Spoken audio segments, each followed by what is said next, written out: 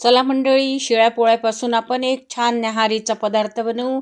यासाठी ह्या मी 4 पोळ्या घेतल्या आहे. 2 चमचे बेसन, आवडीप्रमाणे सगळे सुके मसाले घाला. छान घट्टसर भिजवून घ्या. कोथिंबीर, तेल घालून घ्या. छान असं घट्टसर भिजवा. पोळीवर पसरवून घ्या. पोळीचे रोल बनवा. छान गुंडाळी करून घेतल्या आपण. 4 गुंडाळ्या तयार झाल्या. ह्या आता आपण 5 मिनटे वाफवून घेऊ. 5 मिनटानंतर बाहेर काढून थंड करून याचे काप करायचे आणि तळून घ्यायचे तेलामध्ये. शॅलो फ्राय पण करू शकता तुम्ही किंवा भाज्या घालून परतून पण घेऊ शकता. नेहमी तेच ते पोळ्यांचा चुरमा करण्यापेक्षा बघा कशी वाटली तुम्हाला ही माझी भन्नाट अशी रेसिपी. आवडली असेल तर लाईक करा, शेअर करा, कमेंट करा आणि या रेसिपीचा पूर्ण व्हिडिओ माझ्या चॅनलवर जाऊन बघायला विसरू नका. धन्यवाद.